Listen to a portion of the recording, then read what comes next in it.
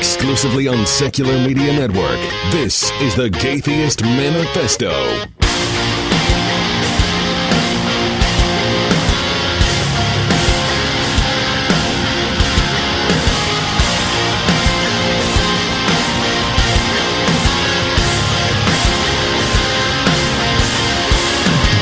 Today is Thursday, June 9th. Welcome to the Gaytheist Manifesto, your source for news, commentary, discussion, and debate at the intersection of the atheist movement and the LGBT rights movement.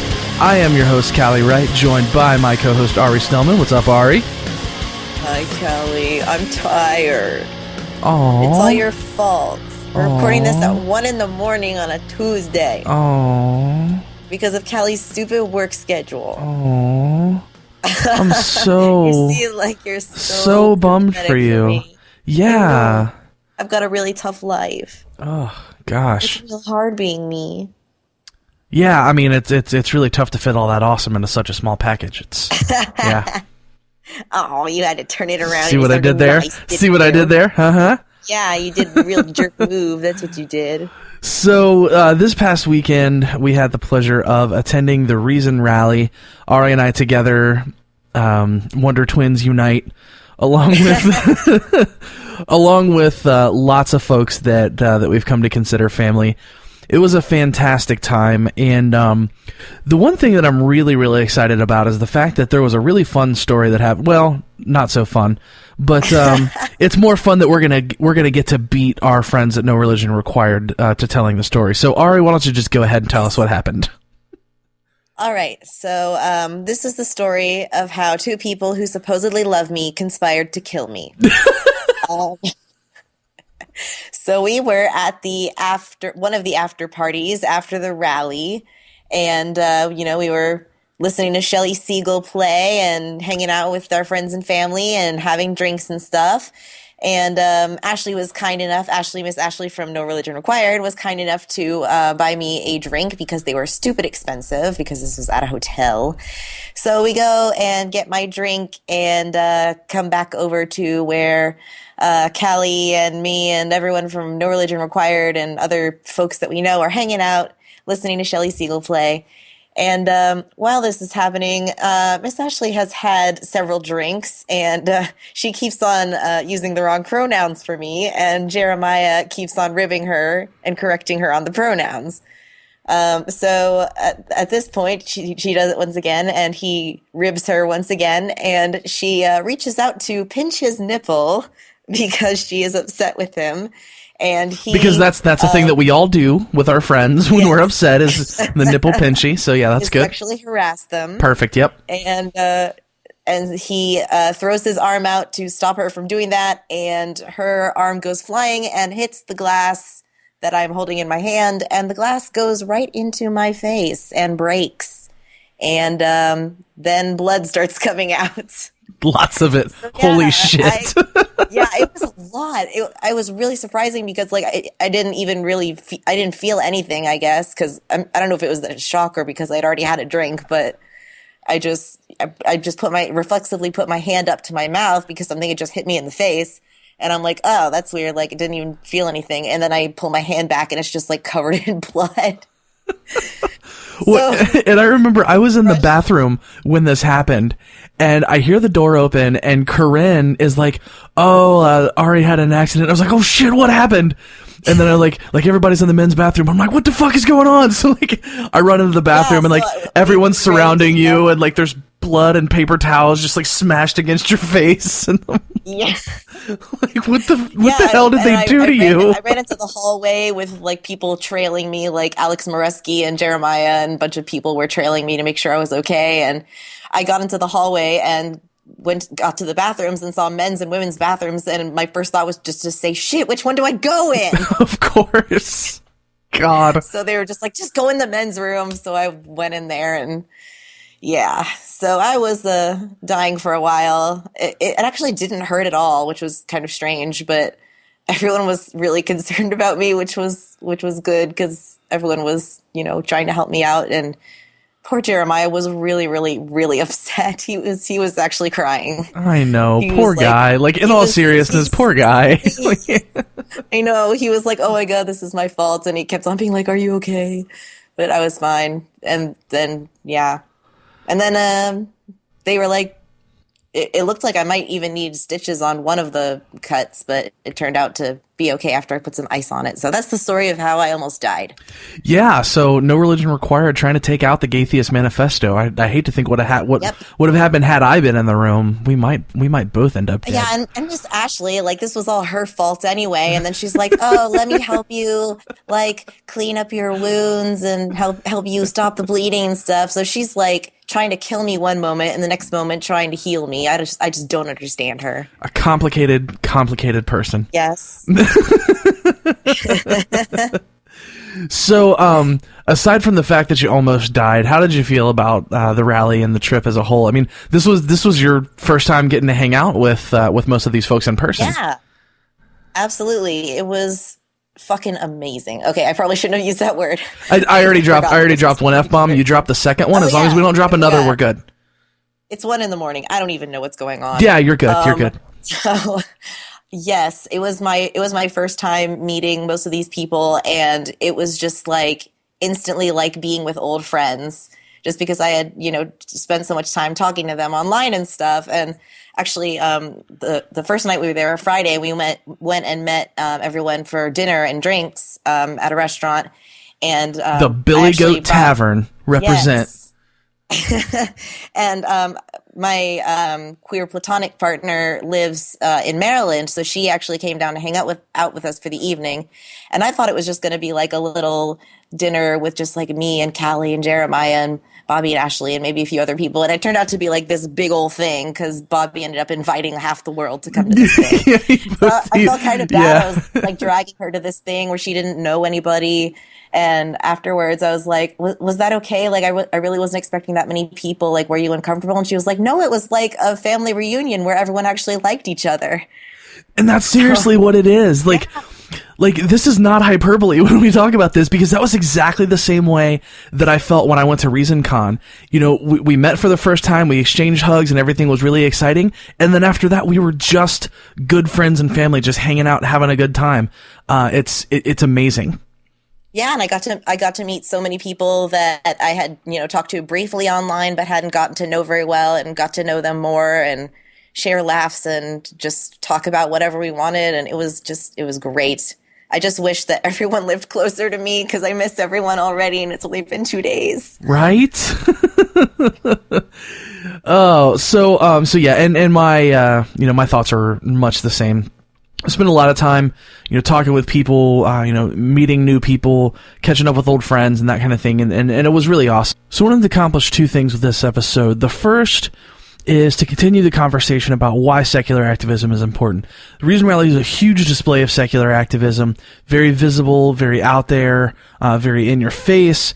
And there were a lot of people there. There was some nastiness on the internet going on. People rooting for the Reason Rally to fail and laughing at the supposedly low turnout. And fair enough. There were fewer people there than we expected. And Hemet Mehta wrote a great piece on why that is, and I'm gonna include that here. So in the first segment here, we're going to hear from some of the more well-known people in the movement about why they think secular activism is important, why they are there at the Reason Rally, and their perspectives on this whole mess that's unfolded in the secular movement. But first, there's a story that I wanted to bring that I think fits. It's not a story from the Reason Rally, but it is a story of someone in our community, someone who's been hurt by religion, someone who is trans, and is in need. And the Dogma Debate folks were able to extend a helping hand and help this person get a start, but they need more.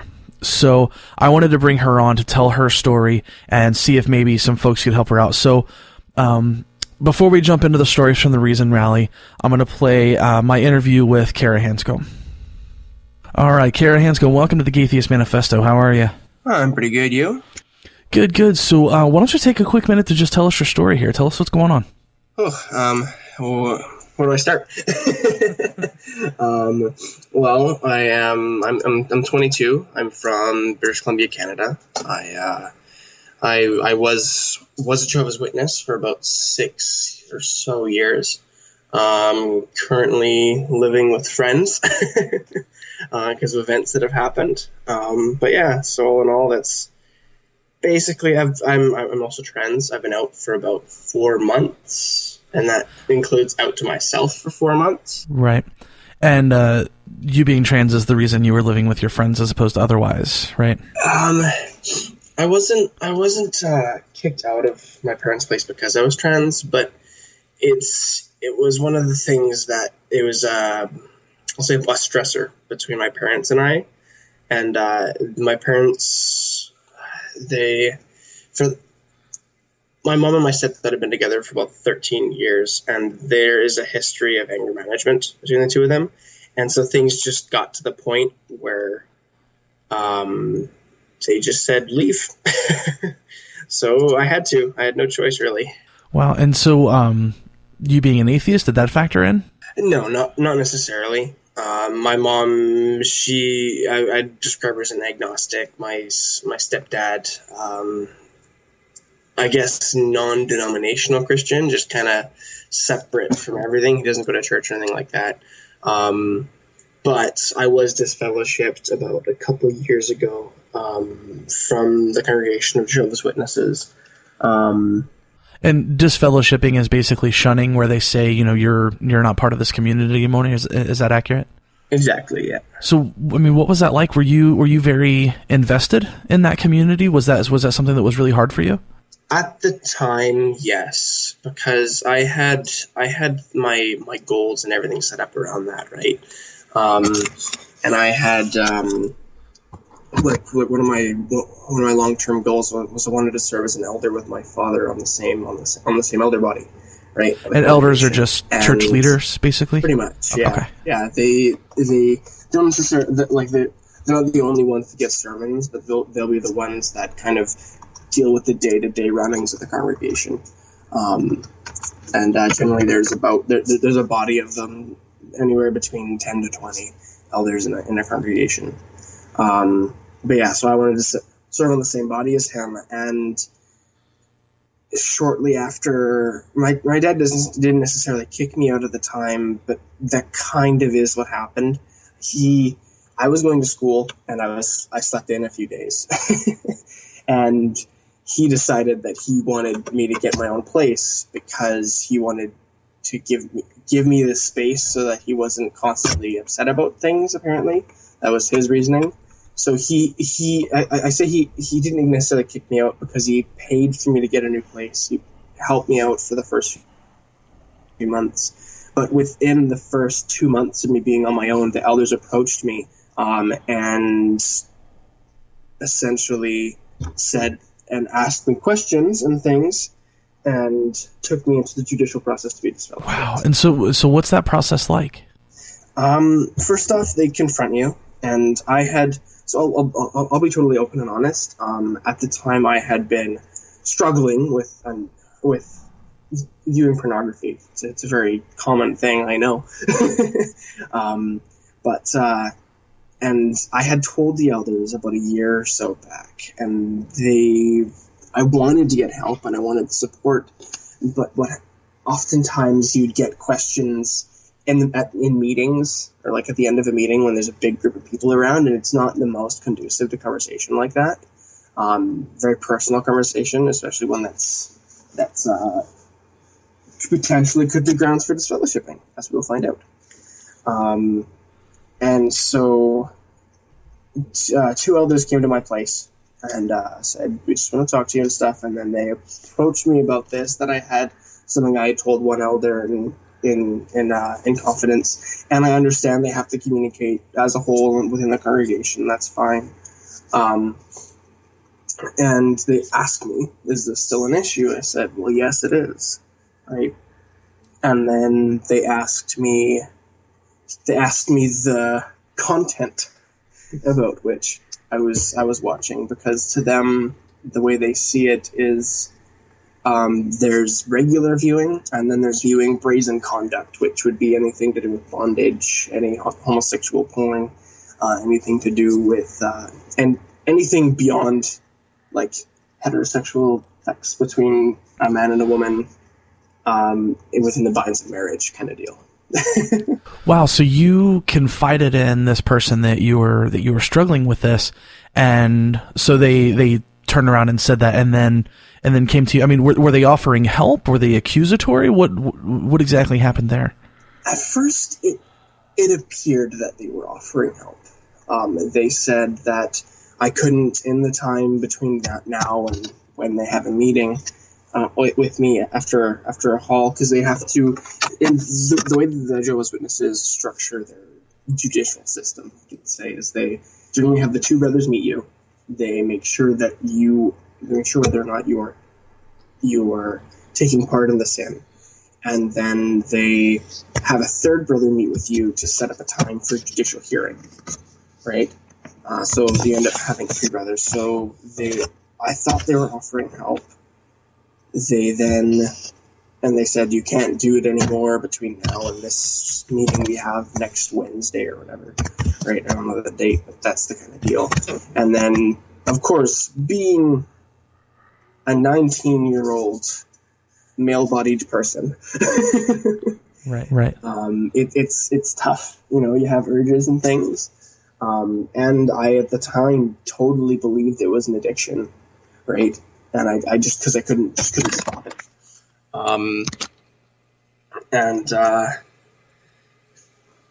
So I then met with them, and I told them the truth when they asked me, have you done it since then? I said, yes. And they said that was severe, and it was an issue. And then they set up another time for the actual judicial hearing, which was about a week later, I think. And then at this time, I contacted my dad and said, holy shit, this is what's going on, right? I don't know what to do. I felt cornered. I was, what's the word I'm looking for? I didn't know where to turn. And I remember the words my dad said to me, and he said, they don't disfellowship people who are sorry for it. You won't be disfellowshipped, he said. And then so we got into the judicial hearing, and I'll just give a couple of the details because technically I'm not allowed to speak about it, but there's no NDAs or anything to prevent me from saying anything. So right. I can. Is it a social pressure thing? Yeah, it's a social pressure thing. Like, I had my phone and my iPad in there, and they said, "Oh, just want to make sure you're not recording anything." It's like, no, I'm not. But at one point, so they read some scriptures, particularly pertaining to homosexuality and to fornication and all that stuff. And then they asked, at one point they asked me who I thought the most evil people in history were.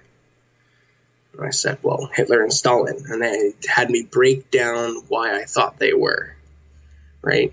And then in the end of it, they continued to then, while not to as high an extent, while being kind of roundabout about it, likening me to them. Jesus. Yeah. And so this whole thing, which is actually uncommon, but this whole thing took about 6 hours for them to do, because they were so torn over. I was friends with two of these brothers. I was friends with them. And the irony is that when I moved out to Calgary at the time, like that was a year ago, a year before that, when I moved to Calgary, my dad said that I would probably get along really, really well with one of them. And the irony is, he was in the judicial hearing, and after hours of deliberation, he was the one that ultimately delivered the sentence, right? And it's frustrating. And I remember afterwards, they said that they decided to disfellowship because, and I quote, I wasn't repentant enough. Because Jesus totally gave a gauge of repentance that you have to gauge it on, right? So you're a human being exploring your sexual interests and your sexual needs because, sexuality is certainly not on the level of, food and water and shelter, but for many of us, it is a basic need. And because you're not repentant enough of this, you don't belong in this community anymore, is basically what you were told. Yeah, and they felt, because I didn't know where to go from that point. I was lost. I'm like, I need help, and I'm essentially turning to these elders and say, help me. Like, I don't know what to do. And that when they had asked me questions like, what are you going to do from here? I'm like, to be honest, I don't know. Right? And I tried to bullshit an answer because that's what I do. Right? Because I've learned that it's better to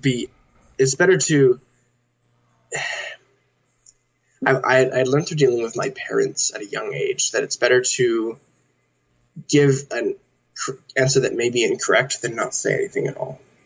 Right? And so I bullshitted an answer, and I said, but honestly, I don't know I don't know what to do from here. And they said that because I didn't know what to do, because my plan wasn't well set out, that was part of the reason as well. And so then after the meeting, I cried, obviously. And one of them gave me a ride home and everything. And so I got home, and I remember I was going in my fridge to grab a Coke, and it was right when they had the Share the Coke campaign started. And every single can in my fridge said Dad on it. And it broke me down. Oh my God. In order to drink one of them, I had to grab a Sharpie and scribble that part out. Because I was so upset about it. Yeah. So you've lost your community over a basic human need. And your parents have basically put you out for various and complicated reasons, it seems. So the reason that I wanted to have you on the show is because we as a community need to be helping folks who are in a position like you. You got a hold of the Dogma Debate folks, David Smalley. They were able to help you out, but that's not the end of the story. You still need help. So tell us what you need. What can we do to help? Well, currently, as I said, I'm living at my friend's place, right? And they've been amazing. Because of all the shit that's going on, I have a very hard time trusting people. And at this moment, I'm staying here free of charge, and I just have to pay for some food, which is amazing. But come beginning of July, I want to have my own place. And unfortunately, as much as David Smalley and Brandy and the I Am Fourth Fund helped a lot, it wasn't enough to transition me from being out there, being out in Surrey, to being able to get my own place here. It cost me about $1,500, all said and done to do that. So what I'm looking right now is to be able to get funds to pay off some debts that are getting in the way of me reapplying for school next year. I'm looking at, I need to purchase some household items, dishes, pots and pans, stuff like that, that I will need for my new place. Just things to get started on my own, essentially. Well, I'm going to put the link to your GoFundMe in the description box of this episode, and hopefully this will get the story out there, and hopefully bring a little bit more in for you. Friends, this is what humanism is about. It's about helping people who are in need, people who are part of our community, people who are vulnerable. This is something that's good. It's something that's necessary, and it's something that has to be done. Kara, I wish you the best of luck. Thank you so much for coming on the show and sharing your story. I know this is tough stuff to talk about, and I really appreciate it, and I hope we're able to do something good for you here. All right, thank you very much. We are going to take a quick break. We will be back with stories from the Reason Rally of why secular activism matters. More Atheist Manifesto coming up.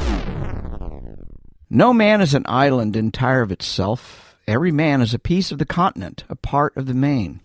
If a clod be washed away by the sea, Europe is the less, as well as if a promontory were, as well as if a manner of thy friends, or thine own were. Any man's death diminishes me, because I am involved in mankind, and therefore never sin to know for whom the bell tolls, it tolls for thee. What's up, everyone? My name is Jamie, and I am with an organization called A Voice for the Innocent. We are a community of support for people who are affected by sexual violence.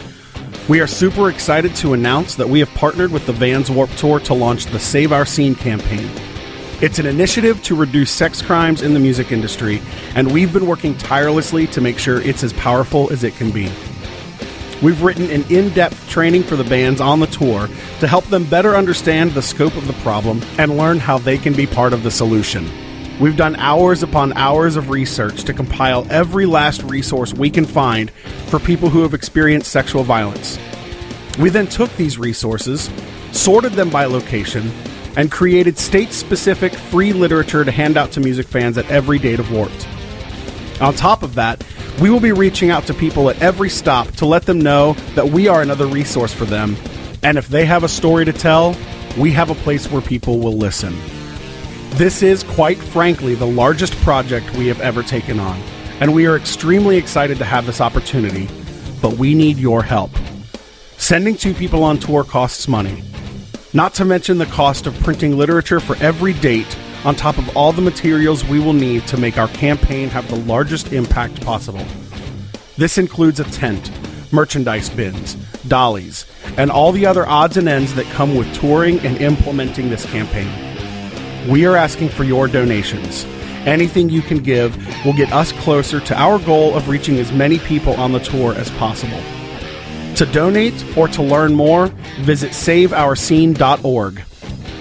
Thank you to everyone who is able to help us in this endeavor. And as always, thank you so much to those of you who have already helped us along the way. Hopefully we will see you out at Warped Tour.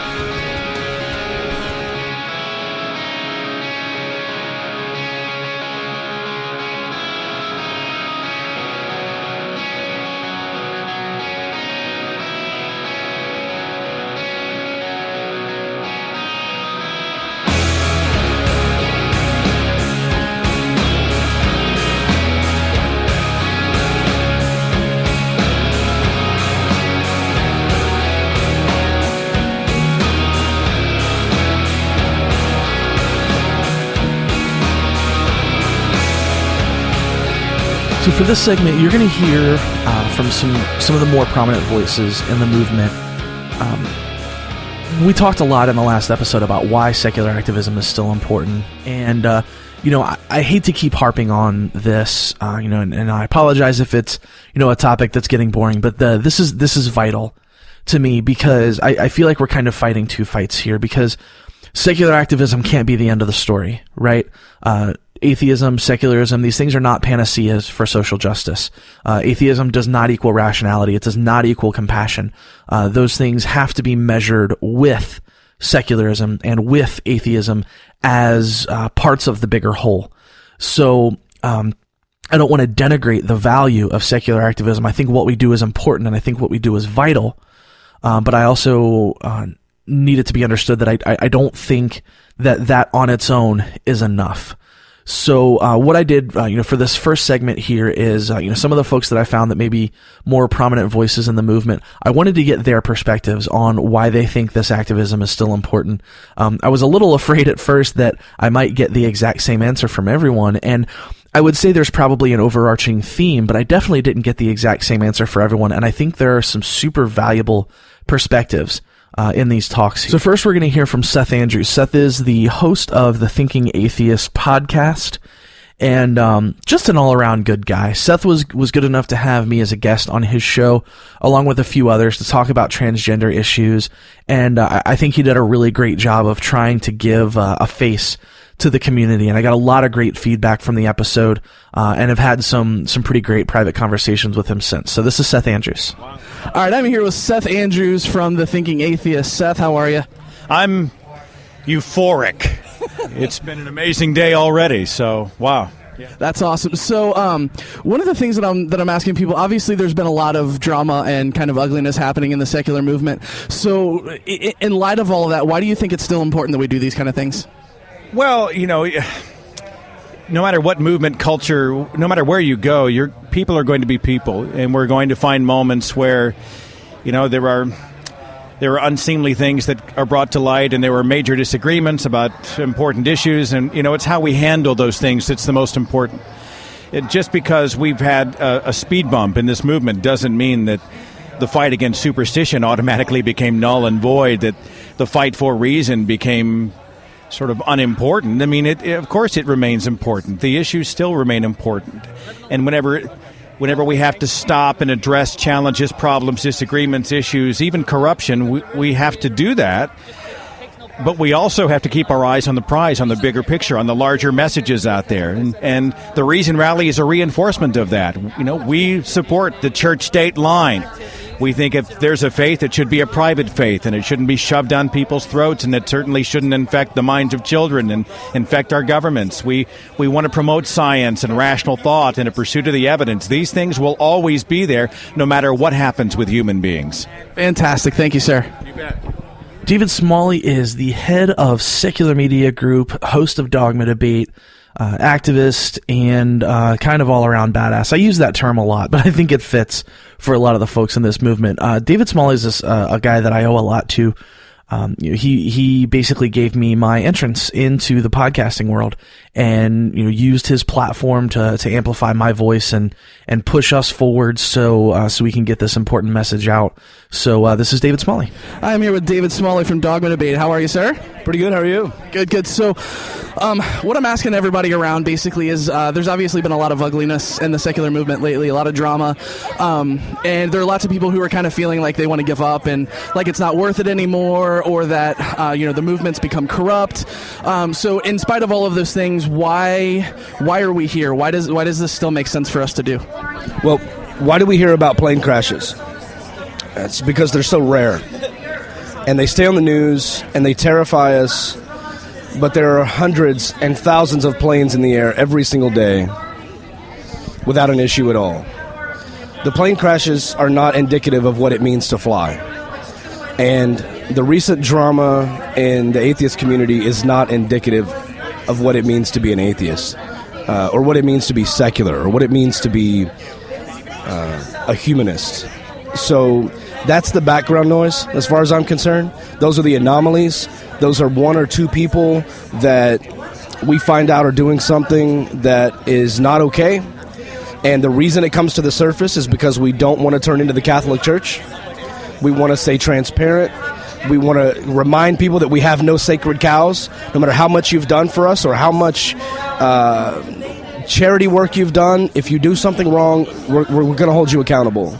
And that, to me, should help fix the problems, not create more. And so, at the very least, I hope it's put people on notice, but it's time to move past that and move forward with the humanist message, with the secular policy message, and for us to all stick together to realize that although we may have a few bad apples, or we have a few people that got into a situation and ended up lying to get out of it, we may see that as deceitful. Maybe they were just terrified. I don't know the motives, and I don't want to speak to that.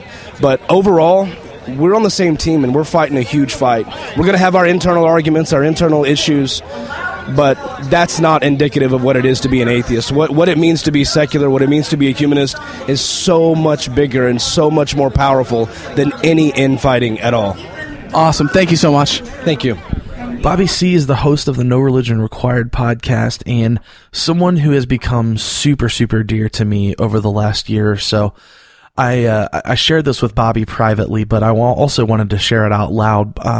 Bobby has become, to me, sort of equal parts father, uncle, brother, kind of all of the best parts of all of those things. My biological father never chose to be a part of my life, and I often struggle with the things that I missed out on as a result of that. And the loving and the nurturing and the encouragement and the affirmation that I've always craved from my own father is the way that Bobby has always treated me and affirmed me. So he's just simply one of the best people that I've ever met, and I am proud to call him family, as well as Ashley and the whole No Religion Required crew and the family that's built up around that. So this is Bobby C. I am here with the man, the myth, the legend, Bobby C. from No Religion Required. How are you, sir? I'm doing so good. Okay, so what I'm asking people here at the Reason Rally is, obviously there's been some ugliness in the movement lately. Some of the not so pretty sides of, basically anything that comes out when human beings are involved. So, given those things, you hear a lot of people talk about wanting to leave the movement, wanting to step away, being tired of, people covering for others' corrupt behavior, that kind of thing. So, but we're all here in Washington, D.C. We've all spent money to be here, to be around like-minded people. So why do you think this kind of stuff is still important in light of all of that? I think this is really important because, yes, you're right. We do have those things in our community, our family, as you would say it, that we're not very proud of. But what you have to remember, and the way I see it, is that's just part of being family. You have a family member. Everybody has them. The family members that are the troublemakers that are not going to get along. But that doesn't mean that you stop loving the family. And when you come to a place like this and you're surrounded by thousands of like-minded people, it helps, at least for me, it helps center me that this is my community. This is my home, and this is where I belong. And basically, this for me was a place for me to come and just recharge my batteries. That's what I needed right now. It's so easy to get so frustrated when you see things going on in your community that ultimately you can't control. So you just have to sit back and watch it. But this right here, this is why I'm in this community, for people like you, that we can get together and have a good time, love each other, and go back fully recharged and ready to get back to our activism. Well said. I love you. I love you too, baby. Chris Johnson is a filmmaker. He is the person responsible for the film A Better Life, which is a film and a book, actually, that explores living a happy and fulfilled life as a person with no faith. The documentary is deeply moving, and he has spent the better part of the last 3 years or so touring the country and the world, showing this movie to people and having this conversation and saying that, we don't have to be angry and we don't have to be misanthropic without faith. We can live happy and fulfilled lives, and we can have amazing experiences and appreciate the beauty in the world. And because of all of that, Chris is someone that I'm super, super proud to call a friend. So this is Chris Johnson. I am here with filmmaker Chris Johnson of A Better Life. Chris, how are you, sir? I'm good. How are you? Fantastic. So what I'm trying to get from folks here is, obviously there's been some pretty public drama and nastiness and not fun stuff going on in the movement. And despite that, we are all here, thousands of us, at our nation's capital, rallying on behalf of this cause. So I hear a lot of people say things like they feel like they don't want to be part of the movement anymore. They feel like they need to withdraw and not be part of it anymore because of what's going on. So how would you respond to that? And why do you think it's still important to do what we do? I think you can see the results of what we do every day. If you talk to people who've recently come out of the closet as an atheist, the work we're doing as a movement, despite whatever pitfalls we have or interpersonal drama we have, we are achieving results, and people are coming out of the closet as atheists and thinking differently about atheists. Religious people see a better life or hear a talk by somebody talking about these issues, and it changes their mind, and that's important. And if we keep going in that direction, we're going to make some real progress. Awesome. Thank you. Thank you very much. No Illusions is the host of the Scathing Atheist podcast, also co-creator of the Skeptocrat and God Awful movies. And Noah is someone who is just awesome. He's funny. He deeply cares about social issues. He was good enough to have me on the Scathing Atheist once. And Noah is also someone who has taken pretty serious amounts of his time to help mentor me and nurture me and help point me in the right direction as far as, how to make an impact and how to get heard by more people and those kind of things. And I think one of the marks of someone with integrity and with character is someone who takes the time to help people that they could get away with not helping. Noah is, his show is huge.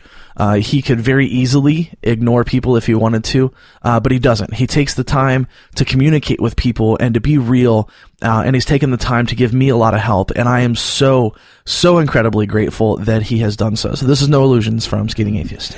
All right, I am here with No Illusions from the Scathing Atheist. How are you, sir? I am awesome. You are indeed awesome. So, Basically, what I'm asking people is that there's been some ugliness in the secular movement, some mudslinging in our general direction, and those kind of things. And what I'm more interested is not necessarily discussing that, but there are a lot of people who are like kind of throwing in the towel. They say they want to leave the movement. They don't want to be involved anymore. But we're all here in DC doing this thing. So why do you think this is still important to do? Well, I got to say, honestly, it's the lead up to the question was perfect, because I think we need to remind ourselves that we are unified, and we aren't unified by something important, and the little things that are getting in the way are so minor compared to the important issues that unite us. And to get into a crowd like this and realize that, hey, you know what, there are people throughout this crowd that disagree with me on virtually every issue except for the damage and the harm of religion. So I think it's really important for us to remind ourselves that we are way more united than divided. Every movement as it grows is going to realize that, hey, some people are more motivated by X than Y or by Z than A or whatever. But as long as we remember what we're really out here for. And you need that, when you're kind of in the insulated community, when you're in, you're listening to these podcasts and stuff, you can kind of get hyper-focused on these very small issues and forget that it's a much, much bigger issue that unites us. So, it's awesome to see everybody focusing on the 95% we agree on for a change. Very cool. Thank you. Very welcome. Steve Shives is a YouTuber and an activist and kind of all-around amazing ally to folks. He's someone that I've only recently gotten to know, but it was cool to get to spend time with him at the Reason Rally and hear him argue with people who would like to argue that white people are oppressed and that black people aren't, and to hear him engage in those conversations and just tear people apart. It was a lot of fun to watch. So this is Steve Shives. All right, I'm here with YouTube superstar Steve Shives. Steve, how are you, sir? Well, let's back it up. Superstar? I'm good. How are you? So what I'm asking folks is obviously there's been some pretty visible nastiness happening in the movement lately, and despite all of that, we're here. There are thousands of us gathered here in front of the Lincoln Memorial to celebrate secular activism. So, in the light of all of the gnashing of teeth and awfulness that's been going on, why is it still important that we do this? Well, because the people who gnash their teeth don't really matter. I mean, I've been here all day. I've seen all the speakers. I've seen people at a huge atheist rally talk about LGBT equality. Nobody booed. Everybody cheered. Talking about women's equality. Nobody booed. Everybody cheered. Talking about the importance of not marginalizing Muslims. Lots of applause, no boos. I mean, we are an inclusive, progressive movement. That is the nature of what this community is. And this event is about putting that face forward. And that is so important, and I couldn't have been happier with how things turned out. There's a nice turnout. There are a lot of people here. Everybody's having a good time. And if, those angry, hateful people decided to stay away, so much the better for the rest of us. God, I couldn't agree more. Thank you. Yeah, no problem. Mark Nemo is the co-founder of Be Secular, which is an organization that's dedicated to awareness and visibility for secular folks and social and political activism surrounding secularism. I first met Mark in person at the Carolina Secular Convention, and one of the things that I always am curious about, or maybe a little worried about when I go to a new convention for the first time, is whether or not people are going to tokenize me for being a trans person, or whether or not there's going to be that one asshole in the crowd. And I am happy to say that thus far I have not experienced that. But what was really cool and really awesome about the Carolina Secular Convention, Mark Nemo was the host, and before he introduced me, he actually discreetly asked my pronouns. Now, normally I would say, like, let's not pat people on the back too hard for doing the right thing, or for just being good people. But I will say that is the first time that ever happened to me at a convention, and I appreciate that he was thoughtful enough to do that. So, and then we've had plenty of partnerships and arguments on Facebook and all of that kind of stuff. So this is Mark Nemo. All right, I am here with Mark Nemo of Be Secular. We are walking around chasing Nova, who is the most adorable kid ever, trying to depower the whole rally. So that's cool. Trying to keep him alive. Right, that's important. So what I'm asking folks is, obviously there's been some upheaval in the movement lately, lots of gnashing of teeth and nastiness happening, and but despite that, we're all here in D.C. celebrating secular activism, and so you hear a lot of people saying that the movement isn't worth it anymore, that they want to disengage, they want to pull out, but we're all here. So why do you think this is still important? Well, first thing I would say is that when you cut the grass, the snakes will show. I think that's a good saying for what we have, and that's with any group of people. You're going to have your bad apples. But I think that the movement's always going to be important. Just because we have a few people that are doing things the wrong way doesn't mean we shouldn't try to keep building on the growth we've had.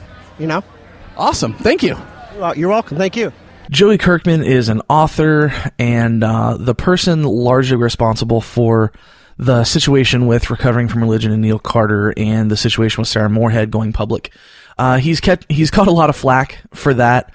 I will say Joey is a person I don't always agree with necessarily with his methods, but his heart is 100% in the right place. And I don't really disagree, at the heart with what he believes or where he's at. He was kind enough to sponsor my talk at the Carolina Secular Convention. I probably wouldn't have been able to make it otherwise. He's a person who spent a lot of time, helping me and mentoring me in activism and that kind of stuff. So this is Joey Kirkman. All right, I am here with professional shit stirrer Joey Lee Kirkman. Joey, how are you, my friend? I'm fabulous. So, very obviously, you're intimately aware with all of the drama and all of the nonsense that's been going on in the atheist movement lately, but we are all still here. Why? Well, I'm here to gloat. Because to me, and I'm not correcting you in any way, it's drama to you, but to me, it's criminal behavior, and I was a victim of that. So, and I know people are sick of me using that word victim, but the conversation keeps coming up, so that's the only way I can say it. Right, and when I say drama, I don't mean drama in the sense that there are all of these conflicts that are unnecessary. There's been lots going on. We'll put it that way. Yeah, well, the movement needs a correction, much like Wall Street has a correction from time to time, and we need our big correction right now because whatever's going on with this, it's become unhinged in a way. We have a lot of people that don't put the message first. They're putting their celebrity or their brand first. And I'm all about celebrity and brand, but don't put it first. We're a movement. We're a social movement. You have to put the message first, even if it's 51% of the time and the rest is, celebrity and branding 49% of the time. But we have to be legit. We have to be ethical. We have to be honest, and we have to be open. And when we aren't that, we have to own it. Perfect. Thank you. Yeah, well, thank you. Speaking of the situation with RFR and Neil Carter and Sarah Moorhead, JT Everhart is the blogger who has done a whole lot of investigative work surrounding these issues. JT makes a living from his blog, and he spent a lot of time doing these things, not posting every day, giving up his income to do it. By all accounts, a guy with a heart of gold. I've gotten to know him recently, and I'm proud to call him a friend. We had a bit of a kerfuffle over who is the best hugger. There's a video on Ari Stillman's Facebook page and one that I shared that details JT's first hug with me. It was an epic thing. I do want to say that in the video, I very graciously concede that maybe it was a tie. I was lying. I was a little drunk, and I was feeling a little bit too nice. That was a total lie. I won. If only by a little bit, I won. But this is JT Everhart. All right. I am here with blogger, speaker, singer, all-around activisting badass JT Everhart. How are you, my friend? I am living the dream, Callie. How are you? I'm good. Hi. And Ari's here too. Yay. Drinking a drink that Corinne bought me because she feels sad for me that Jeremiah and Ashley tried to kill me. I did not punch Ari in the face. So, we're here at the Reason Rally. I don't have to tell you there's been a lot going on as of late in the movement. But attempted murder. Right, attempted murder. But almost happened again. Jesus. But despite that, we're all here, right? We're all here, and we're all we're all here for a reason. So why is it still important that we do this in spite of all of the bad stuff that's going on? anytime we get together and just have fun together, it helps build camaraderie, which, considering all the drama we tend to create, is probably a really necessary thing. That's a great answer. And what I've been hearing from a lot of people is that it's none of that changes the reason that we all do what we do, right? No, not at all. Not at all. The drama convinces us to maybe lose some of our edge at times, maybe walk away, but this is just so damn important. It's like Sam Harris says in The End of Faith. We live in an age when someone can have the resources and the intelligence to build a nuclear weapon and still think he'll get paradise for detonating it, right? There's all these bad ideas rolling around out there that are so much more important than our own personal petty dramas. And stuff like this helps us get together and have some fun so we can maybe put up with them a little better afterwards. Perfect. Thank you so much. My pleasure.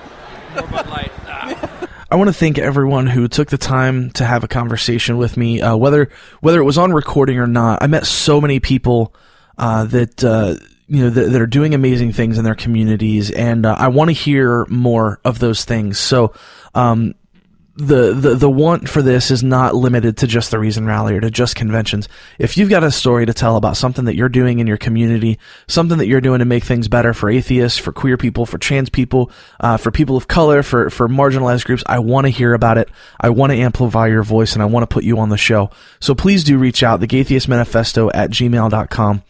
One of the things that I love so much about this movement is that so many of the people who are the names, who are the most well-known, the people who are the most popular, I see them constantly taking time to actually be real and have conversations with people, and to stop and give the time of day to people who follow them and who support their work. And that's something that I'm not sure that I see a lot in other communities and other movements, and I think that's amazing. I've been the beneficiary of that by several of the folks that you heard from in this segment, and I certainly hope that that I can be that to someone else at some point. So we're going to take a quick break here, and after this, we are going to hear two stories that I think are super, super important to tell. And these are from people who are, not necessarily well known, but people who I think have compelling stories to tell. We're going to hear from an ex-Muslim, and we're going to hear from a gay ex-Christian about his journey. So more Gay Theist Manifesto coming up. Today in school, I learned a lot. In chemistry, I learned that no one likes me. In English, I learned that I'm disgusting. And in physics, I learned that I'm a loser. Today in school, I learned that I'm ugly and useless. And in gym, I learned that I'm pathetic and a joke. In history, I learned that I'm trash. Today in school, I learned that I have no friends. In biology, In English, I learned that I make people sick. And at lunch, I learned that I sit on my own because I smell. In chemistry, I learned that no one likes me. In biology, I learned that I'm fat and stupid. And in math, I learned that I'm trash. The only thing I didn't learn in school today? The only thing I didn't learn today? The only thing I didn't learn is why no one ever helps. Kids witness bullying every day. They want to help, but they don't know how. Teach them how to stop bullying and be more than a bystander at stopbullying.gov. Before we jump back into the show, it is time to thank our patrons. Big shout out this week to Craig, Angela, and to the Inciting Incident podcast, where I had a super, super fun interview. I'll put a link to their show in the show notes. Thank you all so much for believing in us enough to contribute to us financially and for being a part of this movement. Patrons of the Gay Theist Manifesto have access to all sorts of cool stuff, like a big shout out on the show, premium content, including an audio journal I've decided to keep documenting the more personal stuff I don't dive into on the show, and an exclusive patrons-only hangout once a month. If you're so inclined, head over to patreon.com/thegaytheistmanifesto to become a part of this movement and support the show. Thank you.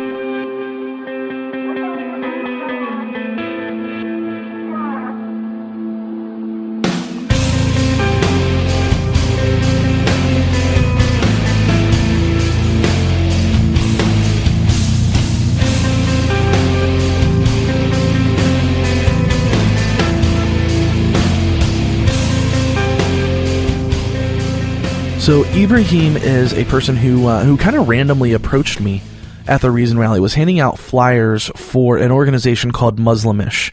And Muslimish's mission statement is creating a safe, supportive, and open-minded environment for the exchange of thoughts and ideas among current and former Muslims, foster a pluralist society that respects the rights of all individuals to live according to their conscience, and strive to abolish blasphemy and apostasy laws across the globe.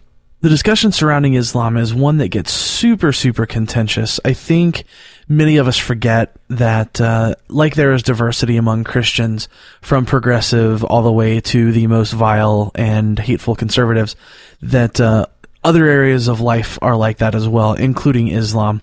So I think it's important that we include a wide variety of voices, and just know that this short interview is not my attempt to have the conversation about Islam, but this was a gentleman who approached me who obviously had a story to tell, and I think his story is an important perspective. So this is Ibrahim. I am here with Ibrahim. Ibrahim, how are you? I'm good. How are you? Good. So what I'd like to do is just kind of give you the mic and just have you tell your story. Okay. So I grew up in Egypt. I grew up with a Muslim family. And they weren't like very religious. They were normal people. They were not crazy.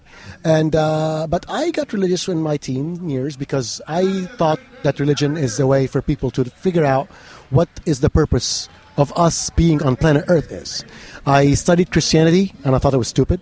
And then I studied Judaism and I thought it was racist. And then I decided, okay, Islam is good. Islam is fine. And I was good with that until I was in my mid-20s and I had a daughter. And that changed everything because Islam is good when you're a man, but when you have a daughter, and if you really love her, and you think about women's conditions in Islam, it really changes your mind. So I became an atheist. Many things led to that: scientific information, evolution, living in America. And I couldn't find any other ex-Muslims. I couldn't find anybody else. My friends from college and from school were boycotting me and threatening me because I spoke publicly about my atheism, and I spoke publicly about how women's rights in Islam are shit, basically, and women don't get anything. They get half the inheritance of a man. A woman's testimony is worth half a man's testimony in the Quran. So that's not right. That's not just. And we started a group in New York City in 2012. After the First Reason Rally, I came to the First Reason Rally and I met a lot of other secular groups, and I realized, wow, there are other people here. But there were no Muslims, so we created a group called Muslimish. It's for both Muslims and ex-Muslims, because I was a Muslim at one point, and nobody helped me with my transition. It was a hard transition. So I wanted to create a space for people who are going through a transition from Islam to atheism, or even if they're Muslim and they're comfortable with Islam, but they have things that they don't like in Islam, things that they can't talk about in the mosque, so they can discuss it with others. So we have a group, and we are in New York City, and we're in Dearborn, Michigan, and we're in Chicago, and we're trying to start groups in San Francisco and Los Angeles and any place we can. We're looking for people, ex-Muslims and sane Muslims everywhere, and visit our website, muslimish.com. Cool. One more question I have. There seems to be the idea that apostasy in Islam is a bigger deal than it is for than with other religions. There are some religions that will say, your family is supposed to shun you and that kind of stuff. But the prescription for apostasy in Islam is death, right? And is that a mainstream position among Muslims, or is that an extremist position? Like, there are some Christians who might say that about Christianity, but it's definitely not the mainstream position. Would you talk a minute about that? Sure. That's a question. In order to answer you, I'm going to have to give my opinion. Sure. That's not a fact. Sure. That's what I think. Sure. And I like to differentiate these things. That's fair. Yeah. Okay. So in the last Pew survey that surveyed people, what do you think should be the punishment for apostasy? This is the closest thing to a scientific information I can use. It showed at 85% approval in Egypt for execution of people who leave Islam, killing the infidel, basically. So the law in Egypt doesn't require that. The law in Egypt, actually, I'm originally from Egypt. The law in Egypt says you get 3 years in prison if you criticize Islam. In Saudi Arabia, they kill you. In Pakistan, they kill you. In Somalia, many other places, Iran, Mauritania, you name it, all Muslim countries, they kill you. This is the law of the land. So there are two different things. There's the law of the land, and there's what people will do to you, your neighbors and your friends. Right. And I think the majority of Muslims in the world, 1.6 million of them, are for killing the apostates. That's my opinion, and that's what was my experience. But they were like, the moderate ones will tell you, like, well, yes, but I shouldn't be doing that. That's the government should be doing that. So, like, that's the moderate guy. The moderate guy will tell you, like, no, I'm not going to kill you myself. I want the government to kill you. Right. But the government is not Islamic, and it's bad because it's not Islamic. But if it was Islamic, it would kill you, and it would be good. That's the moderate voice. The not moderate voice, the extremists, will actually try to kill you themselves. It is a bigger deal in Islam than any other religion. It is, because no other fake group in the world faces that. None. Not even close.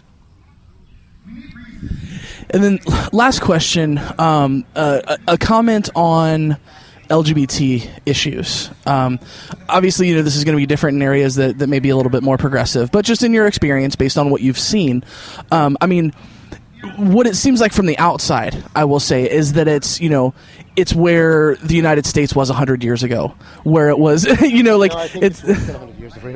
think the conditions for the LGBT community in the Middle East is worse than anything the United States has ever seen in its history since it was established, because no one is throwing gay people off the roofs of buildings here in Egypt, which again is considered a modern somewhat secular country.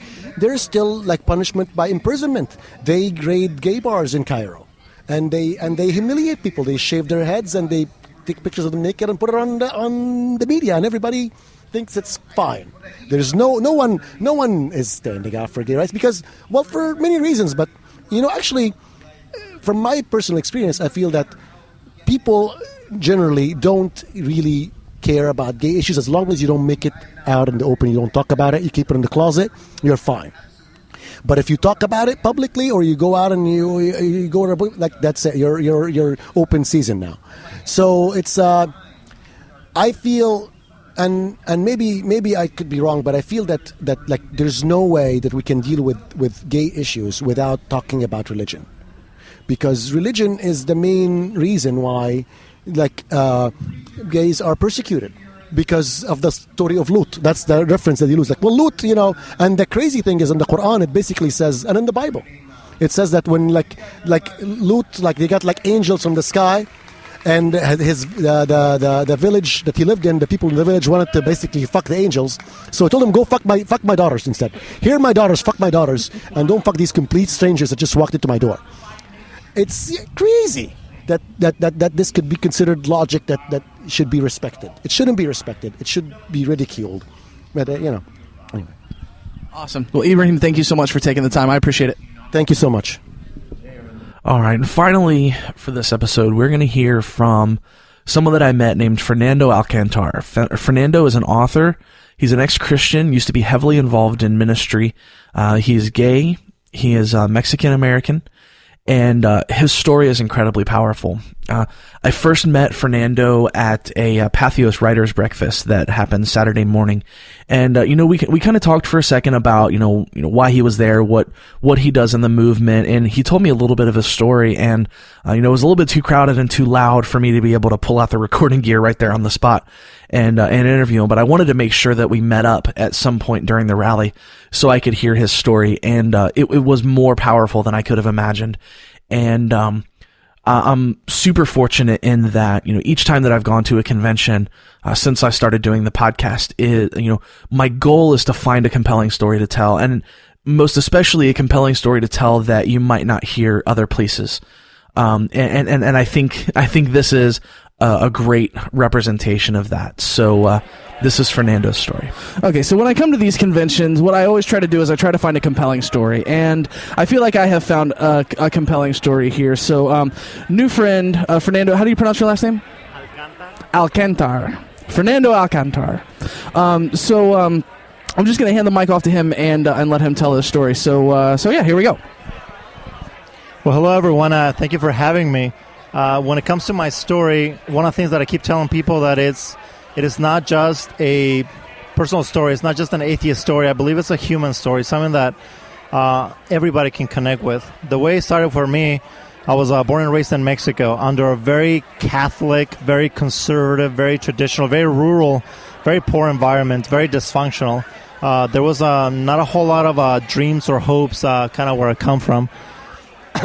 Eventually, I was the whole deal. Was baptized, was confirmed, had my first communion, and I eventually started to seek for a different purpose. One of the things that happened in my life was something very tragic. Was the death of my stepfather. My stepfather, he was a very abusive alcoholic. Nonetheless, he was the only parental figure because my father abandoned me when I was a fetus.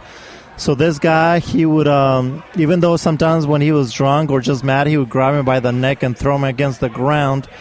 He was still the only father I knew. And then one day, June 12th, 1994, he was electrocuted doing fixing some works at a house, and I was the one who had to move the body, call for help, and be the one that heard the last heartbeat. And that moment, I remember, it just left me with a huge hole, like wondering, where does life begin? Where does life end? Is there something after this? I was so troubled that I had to find out, what is there? Like, what if I go to hell? What if there's something? And that started a pursuit of me trying to find out if there was something holy after that. Eventually, I became what's called a born-again Christian. In my pursuit of the holy, I was going through such depression that the Christians kind of came to me and they said, you know what, there's a hope, there's a faith, there's a love. There was a bunch of missionaries from the United States that would come every single year to Mexicali, the city where I was born, and they would come with games and crafts and all kinds of things. And eventually, after a few years, I decided, you know what, I'm going to give this a try. And I did the prayer of repentance. And Jesus, if you're there, I want you to show me. And Jesus, if you love me, I want you to know me. And I realized that for me, it was just like a pursuit of peace. I wanted to find something that would touch me. I eventually became a leader of my church. And that church was known as Pentecostal. If you know that movement, they speak in tongues, they pray for exorcisms and, for healings and all that good stuff. Eventually, moving up in leadership, I became the state leader for the Foursquare Church, which is one of the largest Pentecostal denominations in the world. And I became a state leader in Baja California, which is the state where Mexicali is the capital. Eventually, I moved to California. And in California, I started working at Azusa Pacific University, which is the college that used to bring all those missionaries that had me convert back when I was a teenager. So now in college at APU, that's where I got my BA and my MA. But there I became a missionary leader. I became a leader of hundreds of churches in Mexico. And I started preaching the gospel around the world. I went to Africa, to Asia, to Latin America, all over the place. And I did that for several years. And then after that, after I went around the world as a missionary, I think it was about 8 to 10 years.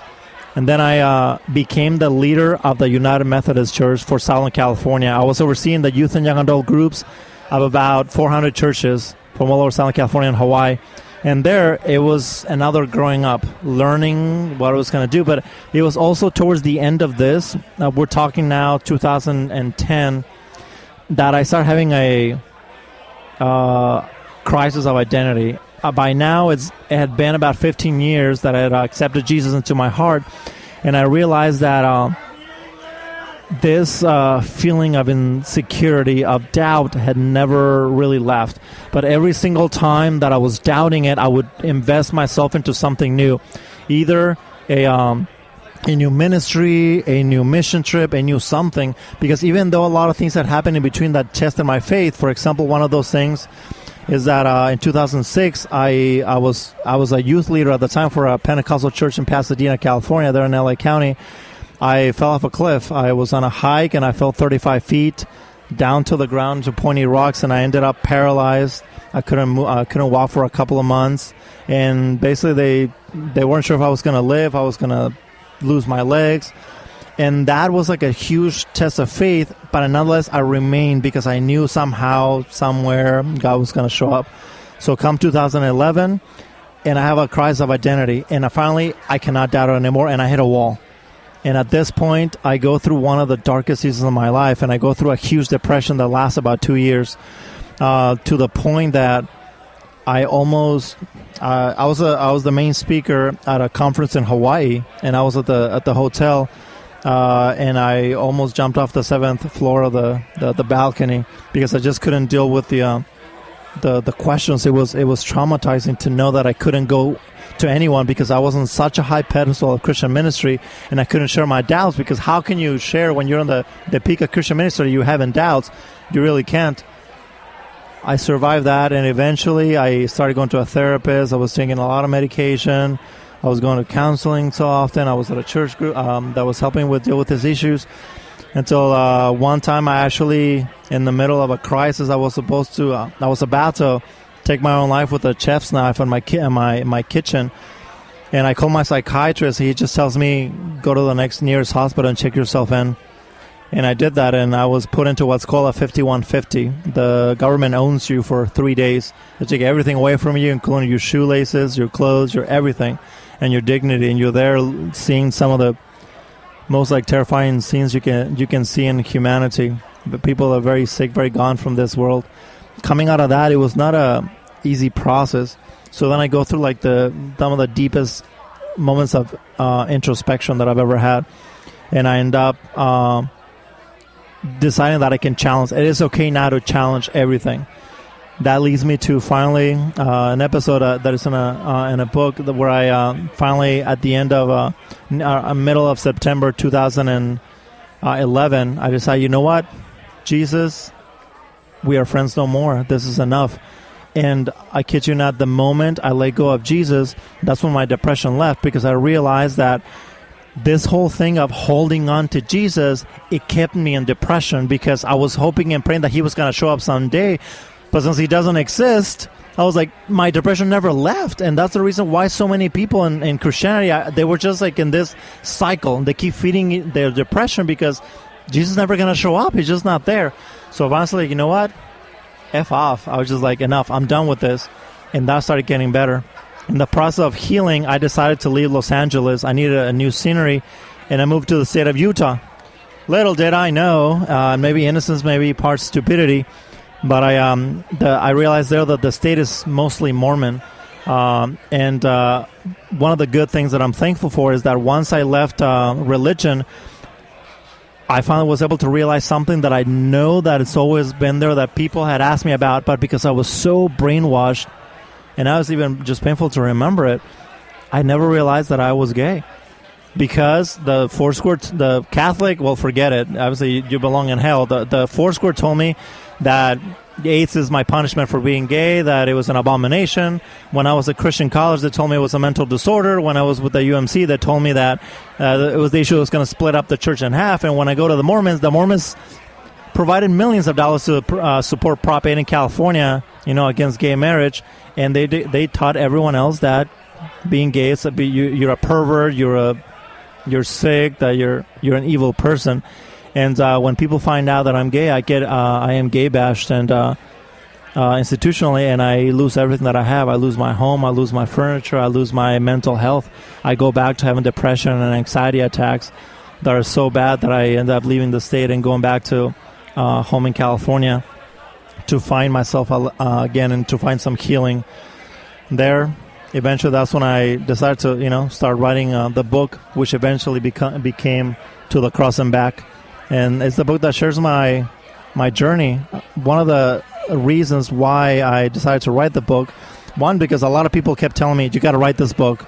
Because one of the highest percentages of suicide in the country is gay teenage Christians who were like me, who were trapped in a world where I know that something feels natural to me, but they're telling me that this is going to send me to eternal damnation in a lake of fire and sulfur, so I can't do that. And they're pushed to make a very hard and painful decision. And the other one, because they said, now that you've been in the high levels of leadership, it's going to free us to talk about it and to question freely. And, 2 years later, since I left Utah, here I am at the Reason Rally, sharing my book with my story. And one of the things that I'm happiest to tell is not just that I'm happy that I'm better, but it sounds easy to say, I'm alive. Because if you read the book, there's just so many chapters there when I really didn't think it was going to be another chapter. Nonetheless, here we are, and I'm writing the sequel, and I'm really excited to be able to talk to people, to teenagers, college students, all around the country, and say, please listen to your mind and listen to your heart. There shouldn't be a battle between those two. Reason is not your enemy, and love is not something to be ashamed of. God, what a powerful story. First and foremost, thank you for sharing. So a couple of questions. I always wonder, when we're talking about, you said you grew up in a small town, a very poor town, and those areas tend to be very religious. And do you think that the being poor and the desperation, I mean, does that, I always wonder how that doesn't make people doubt more. I've prayed, I've depended on this. I'm believing God for a miracle, and it never happens. But people never lose their faith. Why do you? Well, I shouldn't say never, because But there are so many people who go through things like that, and their faith remains. Despite their God repeatedly failing them, they hold on to it anyways. What do you think's behind that? One of the things that I learned as a missionary, that some of the most, dare I say, God-forsaken areas of the world, like Africa, Southeast Asia, they're some of the most religious you're going to find. And that's also the way in Latin America. If you're Mexican, you're Catholic. It's the same thing.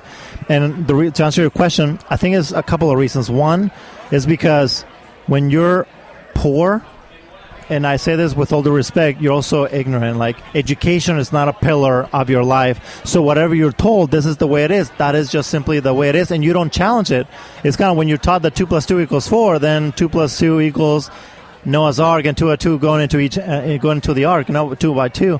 So that's the way it is. The second one, I think it is that there's always this, since there's such a great need, there's also this great hope. Like, you know what, God is going to come somehow at some point.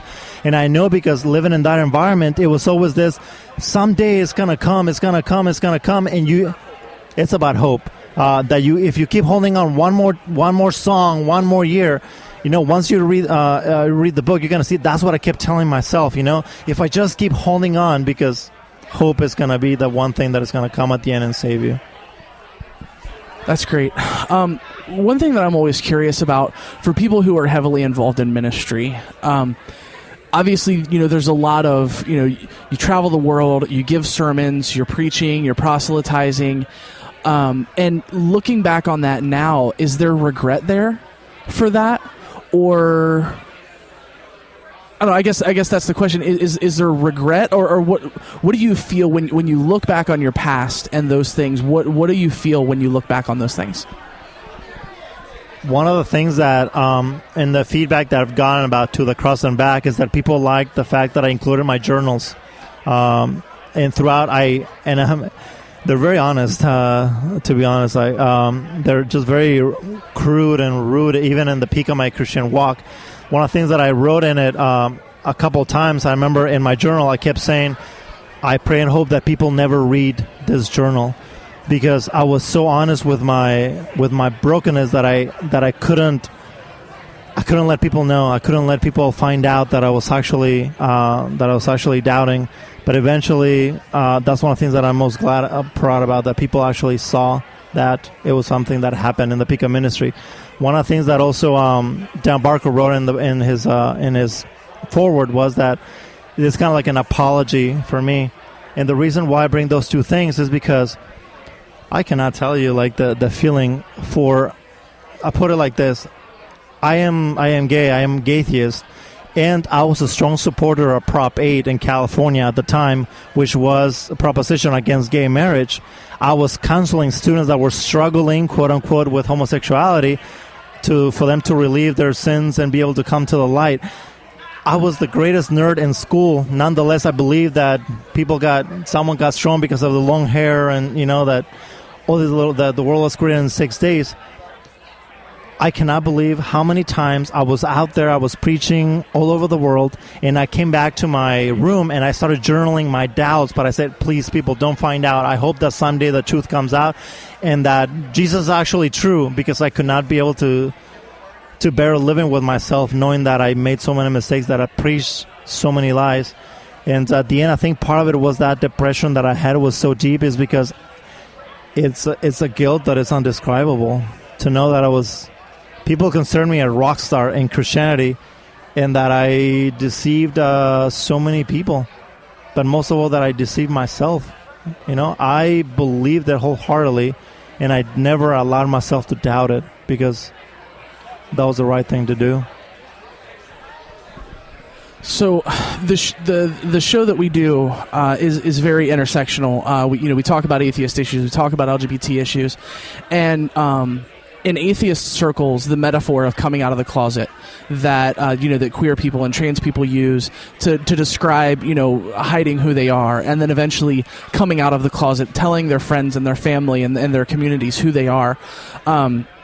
I'm a person who was never really in a fundamentalist. I was a very lukewarm Christian, so there was never really an atheist coming out for me. Coming out as trans was my thing.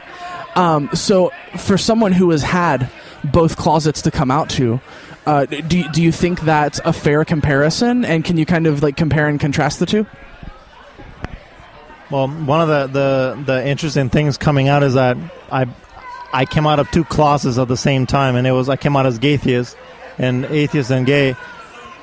I think there's also another closet that I talk about in my book, which is the cultural closet. I was raised Mexican, obviously, been in Mexico, and then when I come out here, I have to come out as American. So one of the things to say is that a lot of people, and you probably, if you listen to this and if you read the book, I think it's going to touch you, that a lot of us, I think because we're psychological beings, we live with these walls that we create for ourselves because everything is a culture. If you are part of a ethnic group, if you're part of a sexual orientation kind of group, or if you're part of a belief system, or if you're part of an educational sports team, we create this group because from evolution, we create these clans, these teams to survive.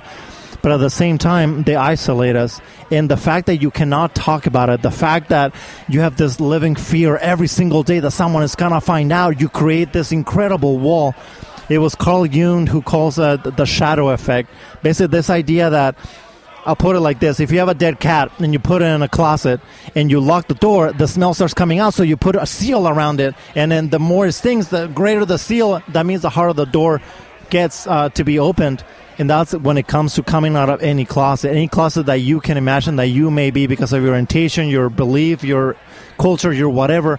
And the longer you're there, you try to pretend that the cat is not smelling, that it doesn't stink, and it becomes at the end so overpowering that it overcomes your entire house. And then it happens what happened to me, that you hit a wall and you end up checking yourself in for a 5150 because you're about to take your own life. A couple of the reasons why I wrote this book is because some of the two of the largest percentages of suicide in the country, gay teenage Christians, and the other one is teenage Latinas, immigrant Latinas, who struggle between one culture and the other, the belief, the brainwashing, that who am I, and they keep locking themselves in the closet and thinking there's just no way out because I'm not going to be accepted and I'm not going to be loved. How can we allow that to happen any longer? Very much agreed. I hear a lot of talk. I try very much to stay in my lane. I'm a white American suburban kid, and you hear a lot about in some Hispanic cultures. There's the machismo, right? That being gay is very much looked down upon in those cultures. Was that a struggle for you, especially in the context of that culture? I can explain it by telling you the moment when I came out to my mother. I had told my three siblings, and I knew that either I liked her or not. My mom was next. And I come to her, and I said, Mom, we got to talk. And in the story, when I tell her, you could see the shock in her face. She didn't think it was possible. And I give her credit because I saw tears in her face, but she never let them out. And she turned to the side, and she tells me, first of all, I'm still your mother, and I love you. I need you to know that. But and that was very meaningful, and I thank her for that. But then she said, I also know that it's going to be, as a mother, I know that it's going to be very difficult for you. And that's when the machismo culture kicked in her, because she's the only kind of gay person she knew was the stereotypical, very flamboyant, and she tells me, you're not going to, because I know you're not going to get married, you're not going to have a family, you're going to struggle to get a job. And she mentioned all these things that are based on the culture of Mexico and Latin America that is macho, that if you're not just screwing girls left and right, that if you have any tendencies to be like in this orientation with the same gender or whatnot, there's all these cartoon characters that people identify with. The hand is falling, the rainbows coming out of your rear, butterflies coming out of your eye, and and it's a very traumatic kind of moment to see that in your own mother, to know that the culture has stigmatized my identity, and it has really, even to the point that it scarred the way she viewed me. How could it be even more painful? One of the things that I'm thankful for is that now she's been able to see the other side, and I'm hoping, and that's another reason why I wrote the book, that I wanted kids to be able to have a tool that they could say, Mom, Dad, here's something that tells you, because I know that not everybody has, like, dare I say, that gift of communication. And I've heard comments that people say, I can give it to my mom and dad and say, understand it, because of my macho culture, because of whatever else. Here's something that tells you a little bit of how I've been feeling. Very cool. And so, we talked about the cultural stigma of being gay. Is there a similar cultural stigma for people who are non-religious or atheist? Statistics and research shows that people in America are even more concerned or apprehensive or against having a atheist president than a gay president. I noticed when I came out of 2 closets, there was a lot of responses. A lot of them were on the wall, on Facebook. A lot of them were private. And a lot of them were, very loving, very caring, like, I still love you the same. And there were some that were very not loving. But one of the things that I noticed is that most everybody, not everybody, but most everybody was somehow okay with me being gay, but not about being atheist. Somehow that was, because I think if you're gay, that gives them still a hope. Oh, you're gay right now, you like guys, but you're going to pray the gay away. We're going to pray for you, but if you leave God, then there's just we have no return. And they identify that as being corrupt, as being a thief, as being a liar, as being the son of perdition, as they call you in the Bible, that there's just no way to come back from that. So that's the reason why that stigma is, at least in this current age, it's even worse than just being gay. So consider that now coming out of 2 closets, there's just, I just got like the Big Mac of all demons, That's a great way of putting it that. Gosh, what a powerful story. Thank you so much for taking the time and being so open and honest with who you are and what you've struggled with. That's literally what we're about and what we try to do. So before we go, let's go ahead and plug your book. Tell everybody where they can go to find it. Thank you. It is To the Cross and Back. It is honestly one of the hardest things I've ever done. I pour my journals. I did not edit anything out. I was very honest about my doubts, my temptation. Some things that you're gonna read, and then you're gonna be like, "Oh my gosh, I can't believe he put in that." But I just had to get it out. One, because that's the only one I was gonna heal. I cannot let anything prevent me from moving on. And then second, because I know someone else is going through the same thing. The book is available on Amazon, Barnes & Noble, and iTunes or iBooks. It's called To the Cross and Back, An Immigrant's Journey from Faith to Reason. It's published by Pitchstone. And you can find it, obviously, on those websites that I mentioned above, or you can go to thecrossandback.com, and that'll take you to the page, and you can find the links there. You can find some reviews. On the website, you're also going to find some elements. There's people that have been sending me their stories, so there's blogs about them. You can learn about my radio show called Devil's Advocate. It's a show that goes weekly on Thursdays. But the main thing is that book. One of the things that I can say is that I know that there's a lot of brokenness in this country, and one of the things that I've noticed is that even if they've been through it, they feel better. There's a book that they get for other people that they're going through the same thing. So my battle is this: as I go around the country talking about this, do not let the sun go down on somebody's pain. If we have it within our reach to be able to reach out our hand and say, do not suffer, do not feel that you have to be locked in the closet with that stink, with that pain, with that horror. Don't, because here's my hand and here's my hug. For all of us who made it to the cross and back, from pain to healing, we know that there's a way out, and that is human love. So let's keep giving it, because it doesn't really cost a thing. What an absolutely perfect way to end an episode about an event like the Reason Rally. The reason that I get involved in these communities is because of love and because of human connections and community and the capacity that this community has to lift people up and to encourage people and to push people along and make people feel better and make people feel like they're going to be okay. And I think Fernando's story is an incredible example of that. I haven't had the chance to read his book yet, but if talking to him is any indication, I am very much looking forward to reading his book, and I would highly recommend it just based on talking to him and hearing his story. Human love, that's really what it's about, and that's what this weekend was about for me. So it's been an incredible weekend, and I hope everyone listening gets to feel a bit of that love from this episode, and can reach out and hopefully be involved in their communities so they can experience these same kinds of things. And finally, before we wrap up here, I did want to remind everyone about the conference call for the American Humanist Association's LGBTQ Humanist Alliance. We want to hear from members of our community. We want to hear from allies about what we can be doing to make things better and how we can be doing this activism better. So if you're interested in joining the call, anyone can join. The phone number in the United States is 712-770-4010. And the access code is 484987. Now, one more time. The phone number is 712-770-4010. And the access code is 484987. I look forward to talking to you.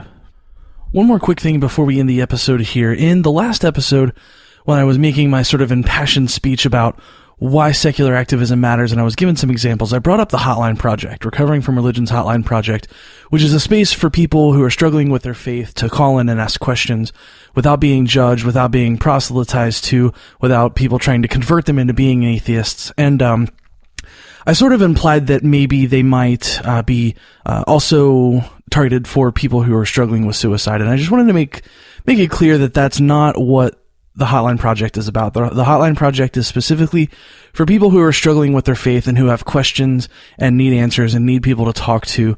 If you're a person who's struggling with suicide, I definitely want to encourage you to reach out.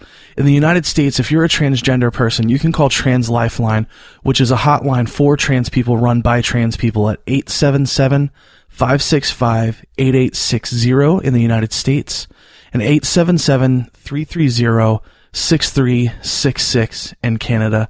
And for other folks, if you need to reach out, you can call the National Suicide Prevention Lifeline at 1-800-273-8255. If you need help, please do reach out. And that, my friends, is going to do it for this episode of the Gaytheist Manifesto on Secular Media Network. I want to thank everyone who took the time to talk with us, even if it's, folks that we didn't get on audio. Met lots of people, exchanged lots of hugs, heard lots of stories, and I'm super, super grateful for everyone for taking the time out of their day to share, part of themselves with us. You can find us on the show at facebook.com/The Gaytheist Manifesto. You can email us at thegaytheistmanifesto@gmail.com. I'm on Twitter at GaytheistCallie. You can find the show on Twitter at The Gaytheists, and Ari has some bullshit that they're going to say, I'm sure.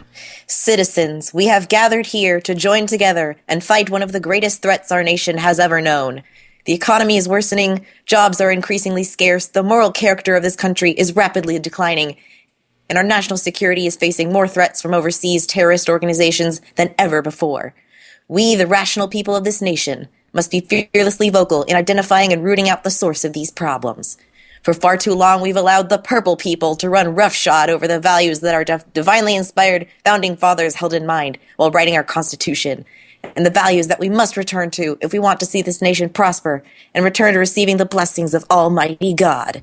Patriots, I urge you, don't be complacent against this scourge of immorality. Make your voices heard at the ballot box this year. Only one candidate has a consistent anti-purple people voting record and the drive, expertise, and guts necessary to root out the troublemakers, Ari Stillman. Why should the majority continue to bow down to the demands of the minority? Ari Stillman is the strong and fearless leader we need to kick those purple people back down where they belong. Some people say Stillman is racist, but it's not racist if an entire race of people really are screwing up the whole country. So please, sign up to receive updates by friending Ari Stillman on Facebook and support the campaign by sending your PayPal donations to aristillman4@gmail.com. Vote Ari Stillman, because once this nation goes purple, we'll never go blurple. Now go out and change the world. And it was Reason Rally inspired. Yeah, it was that was great. Reasonable. Yeah, it gets funnier when you explain the joke. Thanks. Yeah. You're welcome. I learned that from Eli. Yeah, well, he's a good teacher.